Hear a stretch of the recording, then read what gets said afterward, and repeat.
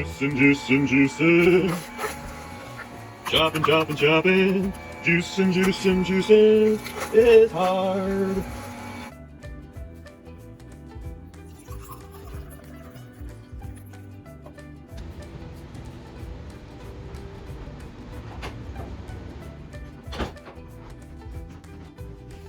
Okay, all right.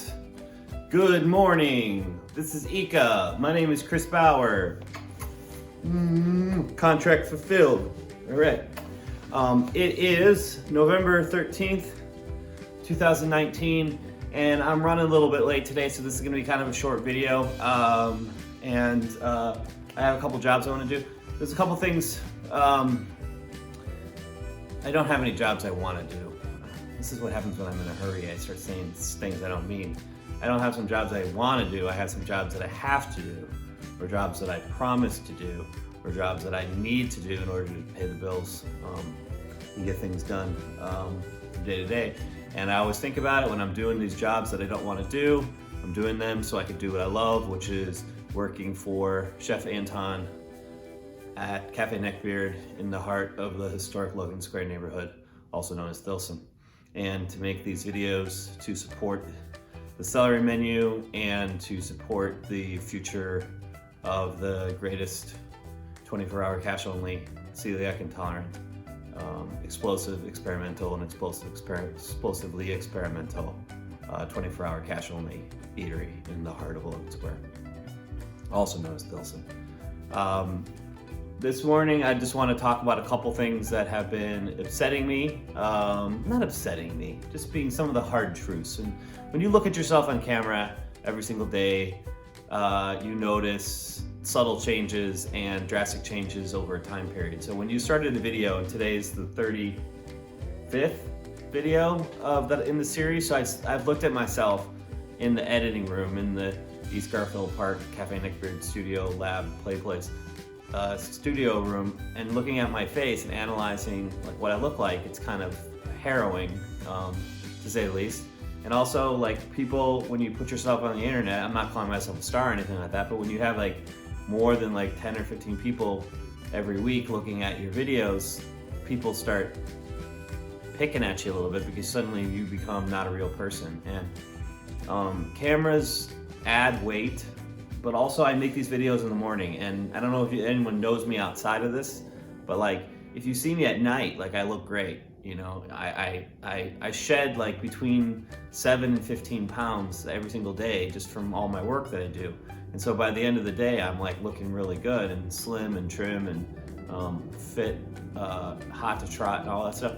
And then if you see me in the morning, I'm like this bloated plastic bag, and what I do throughout the day is that I add small holes to my bag, and I lighten my load, and by the end of the day I'm like cosmetically maybe a little bit more attractive. Plus, like, digital cameras, which we're using because we're not shooting on film, adds like 25 or 35 pounds to the camera. I mean, to the cameras don't get weight. The humans on the film, on the digital camera, get added 30 to 35 pounds of weight, and plus the fact that I have like 10 or 15 pounds of night weight that I have yet to shed, I kind of don't look that good. And I just wanted to point out that, like, I'm not concerned with how I look, you know, I'm just trying to show you something real. And anyway, I don't even why I even brought it up. But anyway, I'm like just feeling a little bit self-conscious, and I just want to, like, you know, everyone has moments of vanity, and I want to look good for you, and I'm gonna work on it. I'm gonna work on it. You know, I'm not gonna make my videos at night though. You know, I mean, this is a morning thing, okay? And we're just establishing boundaries. So anyway, it's really cold out again. Like, it's like unseasonably cold. I have a very loud, noisy apartment with a furnace that's nonsensically inside of the middle of the apartment, and so it sounds like a jet engine taking off. So when I make these videos, I have to turn off the heat entirely.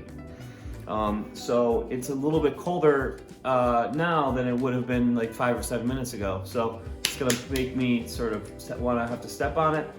Plus, it's extremely dry. So that's the weather report inside. The weather report outside is that it's super cold, and we're gonna get going today with the video. I love you all. I can't do it without your support. We're gonna finish. The Celery Pig is gonna be showing up in just a few minutes, and it's gonna be reading the second series of quotations from the second section of Moby Dick, and I'm sure you're gonna be excited to hear these quotes again. I'm sorry, there's something wrong with my eye. But I'm excited about this. Some really, really great quotations that really help kind of set up what the book is, or if you think my theory is true, that the book has already started. If anything, these quotations called extracts are setting up your mind for how you are supposed to read the book in a way, you know, and rather than, you're already in the ocean of it. You think you're being prepared to be put in the ocean, like lathered up to be like, okay, here's what you need to know before you go in. But I think you're already in. I think that's what he's already saying, and I think the excessive nature of it is that I think there's something to do with that. We are already excessively alive when we begin life, maybe, and when we begin life isn't actually when we begin life, and this isn't some sort of pro-life thing. So I do believe that the existence experience is that we are far more involved in our existence before maybe our awareness of consciousness and blah, blah, blah, you know, we'll get to it. So anyway, it is day 35? It's either day 34 or day 35, I can't remember. The thing I can tell you is that it's November 13th, 2019, and I'm gonna get going with my juice. Take care out there. I hope you enjoy the rest of the video, and here's to it.